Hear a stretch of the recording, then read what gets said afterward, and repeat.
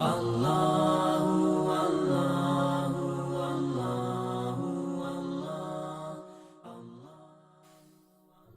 رب العالمین والصلاة والسلام علی رسول الامین وعلی آلہ وصحبہ اجمعین اما بعد۔ بسم اللہ الرحمن الرحیم۔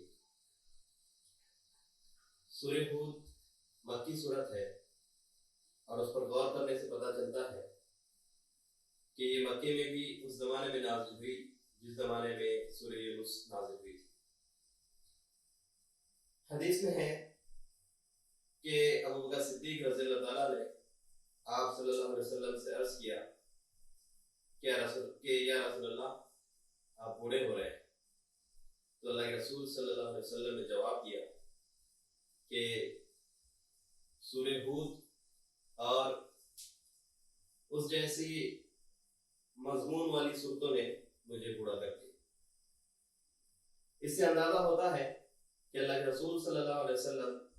کس سخت زمانے سے گزر رہے تھے۔ ایک طرف کفاران قریش ہے جو دعوت حق کو مٹانے کے لیے اپنی پوری کوشش لگا رہے تھے، اور دوسری طرف اللہ کی طرف سے تنبیہات نازل ہو رہی تھی۔ ان حالات میں آپ صلی اللہ علیہ وسلم کو ہر وقت یہ اندیشہ رہتا تھا کہ کہیں مہلت عمل ختم نہ ہو جائے اور اللہ تعالیٰ کا عذاب نہ آ جائے۔ اس صورت کے اندر جس موضوع پر بحث کی گئی ہے اس میں سب سے پہلے دعوت ہے۔ دعوت یہ کہ پیغمبر کو مانو، شرک سے باز آ جاؤ اور دنیاوی زندگی کے سارے نظام آخرت کی جواب دہی کے احساس پر قائم کرو۔ دوسری چیز فہمائش یہ ہے کہ حیات دنیا کے ظاہری پہلو پر اعتماد کر کے جن قوم نے دعوت کو ٹھکرایا ان کا برا انجام تم دیکھ چکے، اب کیا ضروری ہے کہ تم بھی اسی راہ پر چلو جسے تاریخ اپنی تجربات کی روشنی میں تباہی کی راہ ثابت کر چکی۔ اور تیسرا تنبیہ ہے۔ تنبیہ اس معنی میں کہ عذاب آنے میں جو تاخیر ہو رہی ہے یہ اصل میں اللہ تعالیٰ کی ایک مہلت ہے جو اس نے اپنے فضل سے تمہیں دے رکھا ہے۔ یہ مہلت ختم ہونے سے پہلے اپنے آپ کو راہ راست پر لے آؤ۔ اگر ایسا نہیں کیا تو ایسا عذاب آئے گا جو کسی کے ٹالنے سے نہیں ٹل سکے گا، اور اہل ایمان کی مٹھی بھر جماعت کو چھوڑ کر ساری قوم صف ہستی سے مٹا دی جائے گی۔ اسی مضمون کو ادا کرنے کے لیے براہ راست خطاب کی بنسبت قوم نوح، قوم سمود، قوم عاد، قوم لوط، اصحاب مدین اور قوم فرعون کے قصے سے کام لیا گیا۔ ان قصوں میں بتایا گیا کہ خدا جب فیصلہ چکانے پر آتا ہے تو وہ ذرہ برابر کسی کے ساتھ رعایت نہیں کرتا۔ اس وقت یہ نہیں دیکھتا کہ کون کس کا بیٹا ہے اور کون کس کا عزیز ہے۔ رحمت صرف ان لوگوں کے حصے میں آتی ہے جو راہ راست پر آ گیا، ورنہ غضب، اللہ تعالیٰ کا غضب پیغمبر کا بیٹا ہو یا پیغمبر کی بیوی ہو کسی کو نہیں دیکھتا۔ اور صرف یہی نہیں بلکہ جب ایمان و کفر کا دو ٹوک فیصلہ ہو رہا ہو تو دین کی فطرت یہ چاہتی ہے کہ خود مومن بھی اپنے باپ، بیٹے، شوہر، بیوی کے رشتوں کو بھول جائے، صرف حق سے رشتہ رکھے۔ ایسے موقعوں پر خون اور نسب کی رشتہ داریوں کی ذرہ برابر لحاظ کر جانا اسلام کی روح کے خلاف ہے۔ یہ وہ تعلیم تھی جس کا پورا مظاہرہ 3-4 سال بعد مکے کے مہاجر مسلمانوں نے جنگ بدر میں کر کے دکھایا۔ اللہ تعالیٰ نے ان کے سامنے یہی سب معاملات رکھے تھے۔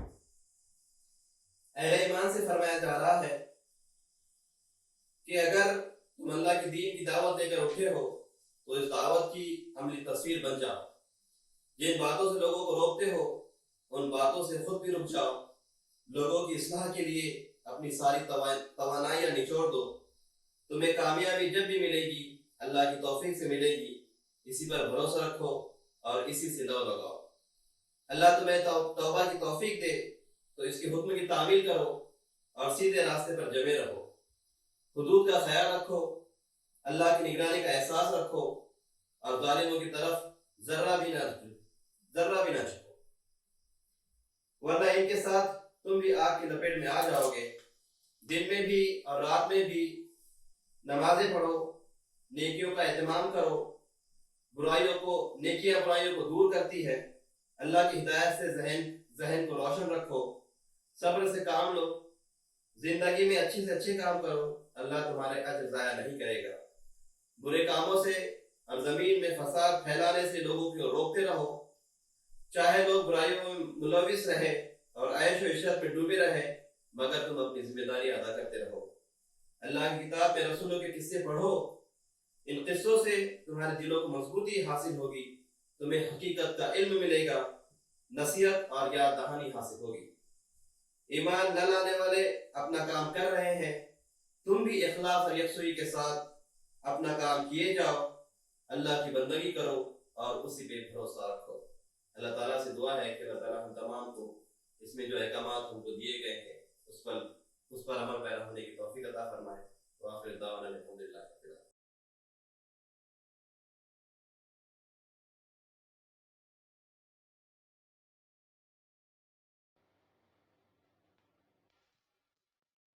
بسم اللہ الرحمن الرحیم۔ آج جن صورتوں کا خلاصہ پیش کیے جانا ہے اس میں سب سے پہلی صورت سورہ یوسف ہے۔ سورہ یوسف مکے میں نازل ہوئی ہے اور مکے میں بھی آخری دور میں نازل ہوئی ہے، جبکہ کفار مکہ نے یہودیوں کے اشارے پر آپ صلی اللہ علیہ وسلم کا امتحان لینے کی غرض سے آپ سے سوال کیا کہ بنی اسرائیل کا مصر جانے کا سبب کیا ہے۔ چونکہ اس وقت اس واقعے کے تعلق سے وہ لوگ جانتے نہیں تھے اور اللہ کے رسول صلی اللہ علیہ وسلم نے بھی کبھی اس واقعے کے تعلق سے کوئی بات کہی نہیں تھی، لہٰذا انہیں توقع تھی کہ آپ صلی اللہ علیہ وسلم بھی اس چیز کو نہیں جانتے ہیں، اور جب ان سے یہ سوال کیا جائے گا ہو سکتا ہے وہ اس وقت ٹال مٹول کا معاملہ کرے، لیکن بعد میں کسی یہودی سے پوچھ گچھ کرے تو ان کی نبوت کا جو بھرم ہے وہ کھل جائے گا۔ لیکن اللہ تعالیٰ نے ان کی چالوں کو انہی پر الٹ دیا اور اللہ تعالیٰ نے اپنے نبی کے ذریعے سے یوسف علیہ السلام کا پورا واقعہ بیان کر دیا، جہاں ایک طرف اس واقعے کو بیان کر کے یہ بات واضح کی گئی کہ واقعی میں محمد صلی اللہ علیہ وسلم اللہ کے رسول ہے اور وہی کے ذریعے سے ان کو یہ سب علم حاصل ہوتا ہے۔ دوسری طرف یہ بتایا گیا کہ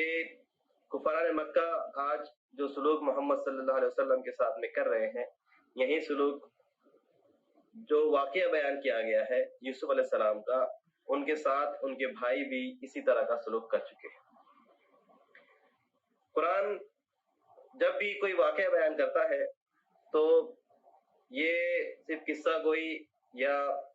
واقعہ سازی کے طور پہ نہیں ہوتا، بلکہ قرآن اپنے اصول کے مطابق اپنی دعوت اور تبلیغ کے لیے ان چیزوں کو استعمال بھی کرتا ہے۔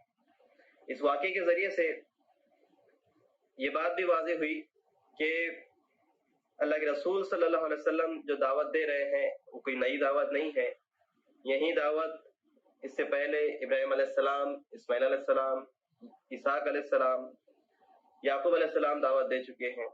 یوسف علیہ السلام بھی اسی کی دعوت دے چکے ہیں، اور اللہ کے رسول صلی اللہ علیہ وسلم بھی یہی دعوت دے رہے ہیں۔ پھر ایک چیز جو اس واقعے کے ذریعے سے حاصل ہوتی ہے اور اللہ تعالیٰ اس کو گہرائی کے ساتھ میں لوگوں کے سامنے رکھتا ہے، وہ یہ ہے کہ اللہ تعالیٰ جو کام کرنا چاہتا ہے وہ بہرحال پورا ہو کے رہتا ہے۔ انسان اپنی تدبیر سے اس کے منصوبے کو روکنے اور بدلنے میں کبھی کامیاب نہیں ہو سکتا۔ بلکہ بسا اوقات ایسا ہوتا ہے کہ انسان ایک کام اپنے منصوبے کی خاطر کرتا ہے اور سمجھتا ہے کہ میں نے ٹھیک نشانے پر تیر مار دیا، مگر نتیجے میں ثابت ہوتا ہے کہ اللہ نے اسی کے ہاتھوں سے وہ کام لیا جو اس کے منصوبے کے خلاف اور اللہ کے منصوبے کے عین مطابق تھا۔ یوسف علیہ السلام کے بھائی جب ان کو کنویں میں پھینک رہے تھے تو ان کا یہ گمان تھا کہ ہم نے اپنی راہ کے کانٹے کو ہمیشہ کے لیے ہٹا دیا، مگر فی الواقع انہوں نے یوسف علیہ السلام کو اس بام عروج کی پہلی سیڑھی پر اپنے ہاتھوں لا کھڑا کیا جس پر اللہ ان کو پہنچانا چاہتا تھا، اور اپنی اس حرکت سے انہوں نے خود اپنے لیے اگر کچھ کمایا تو بس یہ کہ یوسف علیہ السلام کی بام عروج پر پہنچنے کے بعد بجائے اس کے کہ وہ عزت کے ساتھ اپنے بھائی کی ملاقات کو جاتے، انہیں ندامت و شرمساری کے ساتھ اسی بھائی کے سامنے سرنگو ہونا پڑا۔ دوسری طرف عزیز مصر کی بیوی ہے، یوسف علیہ السلام کو قید میں بھجوا کر اپنے نزدیک وہ یہ سمجھ رہی تھی کہ اس نے انتقام لے لیا، مگر پھر واقع اس نے ان کے لیے تخت سلطنت پر پہنچنے کا راستہ صاف کیا اور اپنی تدبیر سے خود اپنے لیے اس کے سوا کچھ نہ کمایا کہ وقت آنے پر فرما روائے ملک کی مربیہ کہلانے کی بجائے اس کو علل اعلان اپنی خیانت کا اعتراف کی شرمندگی اٹھانی پڑی۔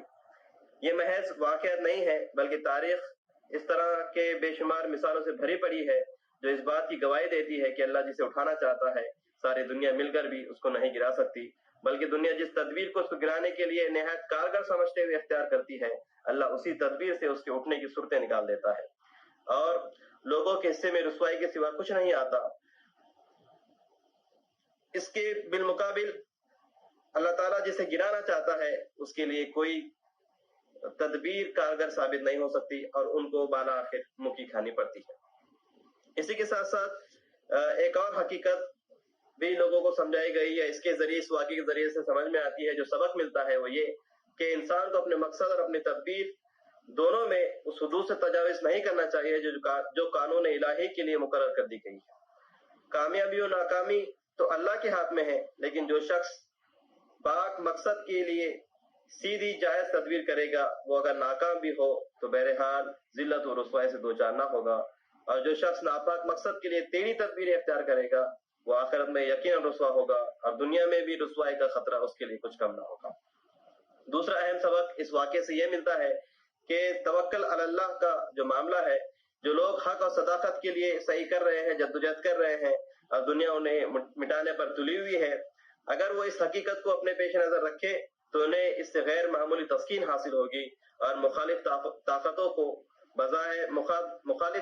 کی بظاہر نہایت خوف زدہ تدبیروں کو دیکھ کر وہ قطعاً ہراساں نہ ہوگے،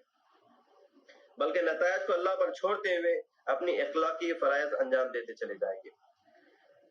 اسی کے ساتھ ساتھ سب سے بڑا سبق جو اس واقعے سے ملتا ہے وہ یہ ہے کہ ایک مرد مومن اگر حقیقی اسلامی سیرت رکھتا ہو اور حکومت بھی اس کے پاس ہو تو وہ محض اپنے اخلاق کے زور سے ایک پورے ملک کو فتح کر سکتا ہے۔ یوسف علیہ السلام کو دیکھیے، 17 برس کی عمر، تن تنہا، بے سر و سامان، اجنبی ملک، اور پھر کمزوری کی انتہا یہ کہ غلام بنا کر بیچے گئے تھے۔ تاریخ کے اس دور میں غلاموں کی جو حیثیت ہے وہ کسی سے پوشیدہ نہیں ہے۔ اس پر مزید یہ کہ ایک شدید اخلاقی جرم کا الزام لگا کر انہیں جیل بھیج دیا گیا جس کی میعاد سزا بھی کچھ طے نہیں تھی۔ اس حالت تک گرا دیے جانے کے بعد وہ محض اپنے ایمان اور اخلاق کے بل پر اٹھتے ہیں اور بالا آخر پورے ملک کو مسخر کر لیتے ہیں۔ اسی کے ساتھ ساتھ آپ کی جو خیر خواہی کا جو جذبہ تھا وہ بھی اس واقعے کے ذریعے سے سامنے آتا ہے کہ جن لوگوں نے آپ کو جیل میں ڈال دیا ان لوگوں کو ہی آپ یہ سمجھا رہے ہیں کہ کس طرح سے وہ سال سال کے قحط سے اپنے آپ کو بچا سکتے ہیں۔ اسی کے ساتھ ساتھ ایک چیز اور یہ سامنے آتی ہے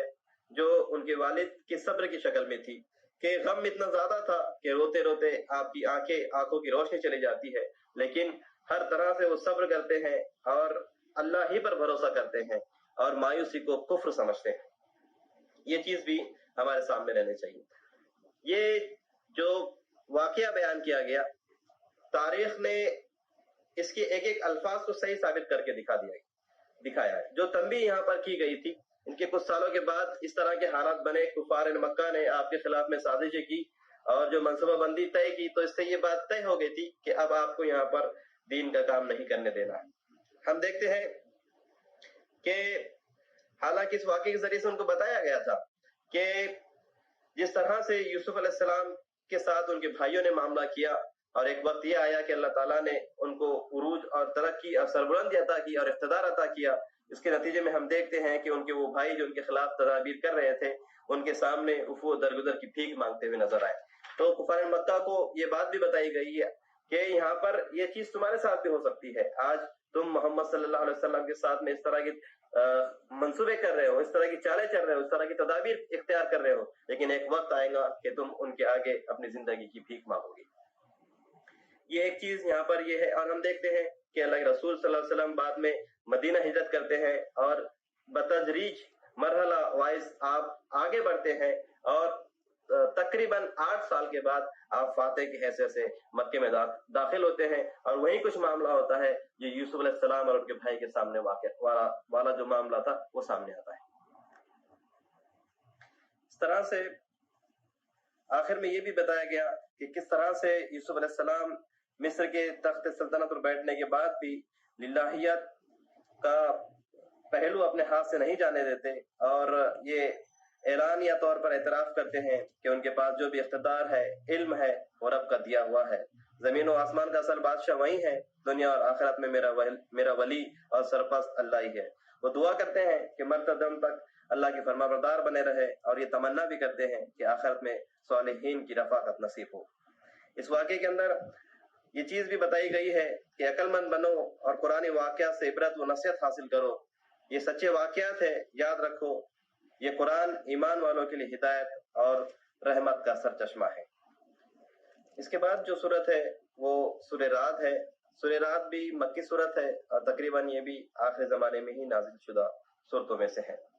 اس صورت کا مرکزی مضمون وہی ہے جو مکی صورتوں کا ہے، یعنی اس میں بنیادی اسلامی عقائد پر زور دیا گیا ہے، کیونکہ عقائد وہ بنیاد ہے جس پر کسی بھی نظریاتی عمارت کی دیوار اٹھائی جاتی ہے۔ بنیاد جتنی مضبوط ہوں گی وہ اتنی ہی بڑی عمارت کا بوجھ اٹھا سکے گی۔ اسلام کی بنیادی عقائد توحید، رسالت اور آخرت ہے۔ چنانچہ اس صورت میں دیگر مکی صورتوں کی طرح دلائل دیے گئے اور عقائد کو ثابت کیا گیا ہے۔ ان سے پھوٹنے والے مکارم اخلاق اور خصائل حمیدہ کو نمایاں کیا گیا ہے۔ اس کے مقابل میں کفر اور شرک کی مذمت کی گئی ہے اور ان کے مفاسد کو کھول کر بیان کیا ہے۔ یوں تو یہ صورت تمام مکی صورتوں میں ہم آہنگ ہے، لیکن سورہ یوسف سے اس کی مناسبت بالکل ایسی ہے جیسے دو جڑواں چیزوں سے ہوتی ہے۔ ان دونوں صورتوں میں بنیادی عقائد کے اسباب کے ساتھ ساتھ ان کے کردار کو نمایاں کیا گیا ہے جو ان عقائد کے نتیجے میں پیدا ہوتے ہیں۔ فرق صرف یہ ہے کہ سورہ یوسف میں ان کرداروں اور ان کی کامیابیوں کو حضرت یوسف علیہ السلام کے واقعات کی صورت میں بیان فرمایا گیا ہے، اور اس صورت میں عقل و فطرت کے دلائل سے ان کو سمجھایا گیا ہے۔ زندگی کے بہت سارے جو معاملات ہیں اس میں یہ چیز بہت اہم ہے کہ کوئی بھی نظریہ کسی نظام پر مبنی دعوت کو لے کر جب آپ اٹھتے ہیں تو جہاں قدم قدم پر آپ کی مخالفت ہوتی ہے وہیں آپ کی دعوت میں شبہات بھی پیدا کیے جاتے ہیں اور اعتراضات کی دھول بھی اڑائی جاتی ہے۔ چنانچہ اس صورت میں ہم دیکھتے ہیں کہ دعوت کا سیل اپنی فطری بہاؤ کے ساتھ رواں دواں بھی رہتا ہے، لیکن چلتے چلتے کبھی رک کر شبہات کا ازالہ بھی کیا جاتا ہے اور اعتراضات کے جوابات بھی دیے جاتے ہیں، لیکن ان کا انداز ایسا حکیمانہ ہوتا ہے کہ شبہ دور بھی ہو جاتا ہے اور اعتراض کا جواب بھی آ جاتا ہے، لیکن اس کی تلخی اپنا اثر دکھانے سے عاجز رہ جاتی ہے۔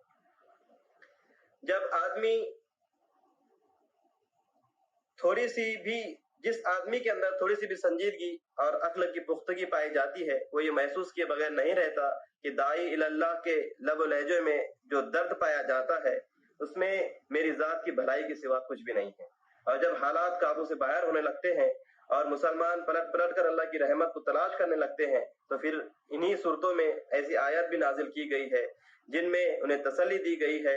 اور ساتھ یہ بات واضح کر دی گئی ہے کہ مستقبل کی کامرانیاں تمہارے لیے ہیں۔ فرمایا جا رہا ہے عقل سے کام لو، آسمان و زمین میں ہر طرف پھیلی ہوئی نشانیوں پہ غور کرو، یہ نشانیاں گواہی دیں گی کہ ایک دن سب کو اپنے رب کے حاضر جمع ہونا ہے۔ اگر اللہ نافرمانیوں پر فوراً گرفت نہیں کرتا ہے تو دھوکے میں نہ پڑو۔ جو لوگ سرکشی اور نافرمانی کی روش پر چڑھ رہے ہیں اور ان کی پکڑ نہیں ہو رہی ہے تو وہ یہ نہ سمجھے کہ کوئی دیکھنے والا اور کوئی پکڑ کرنے والا نہیں ہے۔ ایک ایک چیز اللہ کی نگرانی کر رہی ہے، ایک ایک چیز کی نگرانی اللہ کر رہا ہے، وہ دن کے اجالے میں ہو یا رات کی تاریخی میں۔ اگر برے انجام سے بچنا چاہتے ہو تو اپنی حالات درست کر لو۔ اللہ اسی قوم کو سزا دیتا ہے جو بہت بگڑ جاتی ہے، اور جب اللہ سزا دیتا ہے تو کوئی بچانے والا نہیں ہوتا۔ اللہ کے بارے میں کج بحثی میں مت پڑو، اللہ کی عظمت و جلال کو محسوس کرو۔ یہ جو بجلیاں چمک رہی ہے، یہ جو بادل گرج رہے ہیں، یہ جو بھاری بھاری بادل اٹھ رہے ہیں، اور یہ جو آسمان کڑک رہا ہے، یہ سب دیکھ کر تمہیں اللہ کی عظمت و جلال کا اندازہ ہو جانا چاہیے۔ اندھے مت بنو، آنکھوں کی روشنی سے فائدہ اٹھاؤ، اندھیرے میں مت رہو، روشنی کی طرف آؤ۔ آسمانوں اور زمین کے رب کو چھوڑ کر انہیں مت پوجو جو خود اپنے معاملے میں بھی بالکل بے بس ہوتے ہیں۔ باطل کو بظاہر غالب ہوتے دیکھ کر خوف زدہ مت ہو۔ باطل کی مثال تو جھاگ جیسی ہے، باطل کا حق سے مقابلہ ہوتا ہے تو باطل جھاگ کی طرح اڑ جاتا ہے۔ رب کی پکار پر لبیک کہو، تمہاری بھلائی اسی میں ہے۔ جو لوگ رب سے سرکشی کریں گے وہ دنیا کی ساری دولت دے کر بھی اللہ کے عذاب سے نہیں بچ سکیں گے۔ عقل سے کام لو اور نصیحت کو قبول کرو۔ اللہ نے تمہیں بنیاد بینائی دی ہے، اس سے فائدہ اٹھاؤ۔ یہ سمجھنے کی کوشش کرو کہ اللہ نے جو نازل کیا ہے وہی حق ہے۔ اللہ سے کیا ہوا وعدہ پورا کرو، کسی بھی حال میں اسے توڑنے کا خیال دل میں نہ لاؤ۔ اللہ نے جسے جوڑنے کا حکم دیا ہے اسے جوڑو، اپنے رب سے ڈرو اور حساب کے برے انجام سے بچنے کی فکر کرو۔ اپنے رب کی رضا کو تلاش کرو، اس کی راہ میں صبر کرو، نماز قائم کرو، اللہ نے جو دیا ہے اسے اعلانیہ اور پوشیدہ خرچ کرو، برائی کا علاج بھلائی سے کرو، صبر کا دامن تھامے رہو۔ اپنی اصلاح کے ساتھ ساتھ اس کی بھی فکر کرو کہ تمہارے والدین، تمہاری بیویاں اور تمہاری اولاد بھی اچھے اور نیک بنے، تاکہ جنت میں تم سب کو ملنے اور ایک ساتھ رہنے کا موقع مل سکے۔ اللہ پر ایمان رکھو، اللہ کی یاد میں سکون تلاش کرو۔ تمہارے دل کے سکون کی دولت صرف اللہ کی یاد میں مل سکتی ہے۔ ایمان کی حفاظت کرو اور اچھے کام کرو، خوش نصیبی تمہارے ساتھ رہے گی۔ اس کے بعد جو تیسری صورت ہے وہ سورہ ابراہیم ہے۔ یہ صورت مکی صورت ہے۔ اس صورت کے مطالعے سے معلوم ہوتا ہے کہ اس کے نزول کا زمانہ وہ ہے جب دعوت اللہ کے راستے میں مشکلات کے پہاڑ کھڑے کر دیے گئے تھے۔ اس صورت میں سابقہ امتوں کے حالات سے اجتہاد کرتے ہوئے بتایا گیا ہے کہ وہ قومیں اپنی قوت و شوقت کے ذام میں اللہ تعالیٰ کے رسول کو دھمکیاں دیتی تھی کہ اگر تم نے اپنی اس دعوت کے سلسلے کو بند نہ کیا تو ہم تمہیں ضرور اپنی سرزمین سے نکال باہر کر دیں گے، اور یہ تمہاری جینا اس حد تک